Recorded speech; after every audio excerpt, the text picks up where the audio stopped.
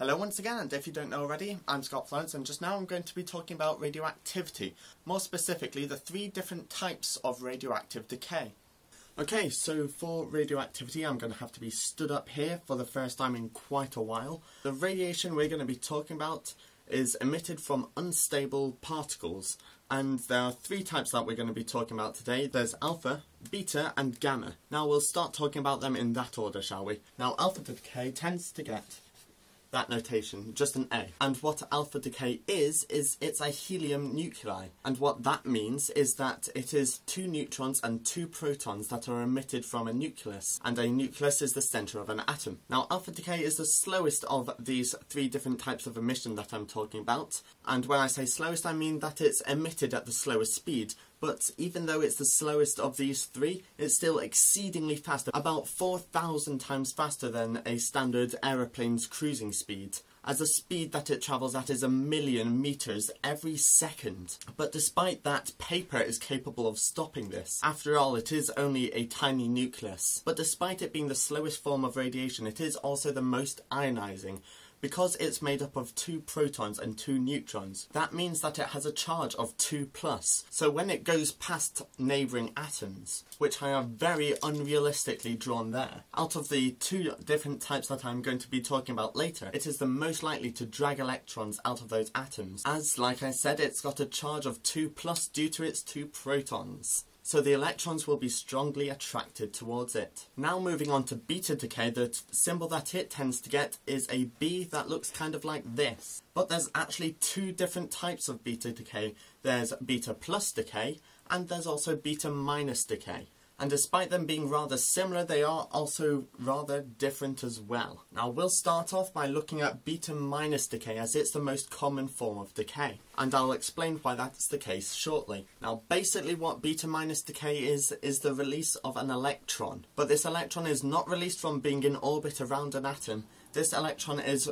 released from the nucleus of an atom. Perhaps you're thinking, how can that be the case? There are no electrons in the nucleus. And that is very true. This electron is created in the nucleus. And the way that this happens is a neutron turns into a proton. So a neutron with a mass number of 1 and a proton number of 0 turns into a proton of mass number 1 and proton number 1 with an additional electron. And for a while it was thought that that was all that was emitted, until they realised that actually something else was emitted along with the electron, and that something else is an anti-electron neutrino, which has the symbol of a V with a dash over it. And this was originally found because of the varying speeds that electrons tend to come out of the nucleus with. But if we look into more detail here, we see that this actually occurs due to the quarks. And if you don't know already what quarks and leptons are, you can actually click at this annotation here to find out more. Basically, a down quark turns into an up quark. And if you already know, and if you don't already, you should have watched this video, which is also in the description down below. A down quark has a charge of -1/3, and an up quark has a charge of +2/3. And that means that we've lost a charge of -1 here, which is in the form of the electron. And as with any pair creation, the antiparticle is formed. And if you want to know more about antimatter, just click here, and it's also down in the description. But when a particle is formed, an antiparticle must also be formed, and in this case it's an anti-electron neutrino, which only really in the simple cases gets referred to as the V with a dash above it. Quite often it has a little subscript E as well to make sure that you're talking about the same anti-neutrino, because there's also anti-Mao neutrinos and anti-tau neutrinos. And this occurs naturally because if a neutron is left on its own outside of an atom, it is naturally unstable, so it will decay into a proton, releasing an electron and an anti-electron neutrino, because a neutron does have slightly more mass than a proton, which is why that this is the more common of the two beta decays. And I'll now talk about the beta plus decay. Now beta plus decay is called beta plus because it's essentially releasing an electron of a positive charge. Or if you've seen the videos that I suggested, and they're also in the description down below, you'll know that this is in fact a positron. And it's much the same sort of scenario as we encountered before, only instead of a neutron turning into a proton, it's a proton turning into a neutron. And because that's an antiparticle being formed there, it's not an anti-electron neutrino that's formed,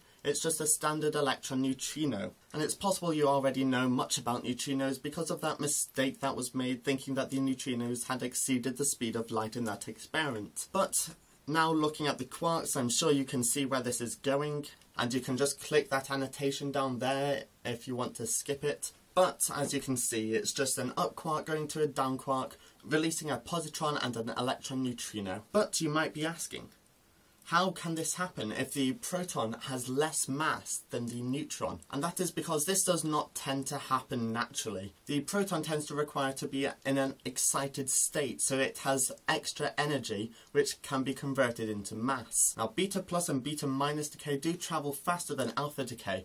They travel at about 10 to the 8 meters per second. That's a third of the speed of light. And this also can be ionising, though not as ionising as alpha decay. And this can't be stopped by paper, but it can be stopped by about 2 millimeters of aluminium. And finally, gamma radiation. Now this tends to be given the symbol of this, which you may have seen me use in my video about E equals mc squared, again, annotation. But don't get confused, this is not saying it's the same thing in both circumstances. Now gamma decay isn't really as complex as the other two. All that's released in this case is a photon, but a high energy photon at that, as gamma photons are what are right up there in the highest energy part of the electromagnetic spectrum, or rather the bits with the lowest frequency, and we can only see a little bit down here.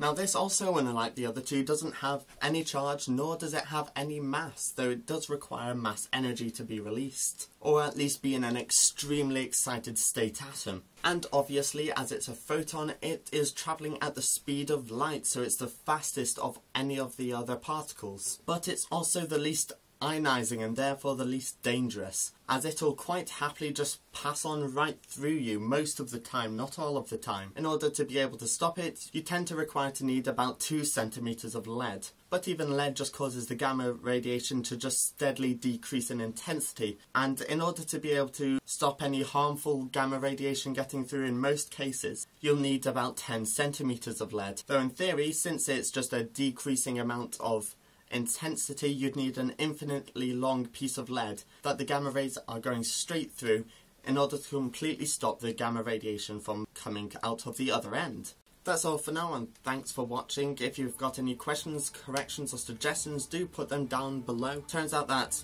the Sunday that I'm releasing this video on, and also next Sunday, I don't have as much time as I'd have liked to thanks to exams, but from the Sunday after that onwards I ought to be able to have lots more time, and perhaps I'll be able to upload 2 videos a week starting from July. But anyway, thanks again for watching. Subscribe if you want to see more videos like this, and like it if you liked it. I will see you next Sunday. I'd like to thank you all because we're almost at 100 subscribers now. And also every 2 weeks I'm getting more views than I expected to get in total up to this point. So thank you all for that as well.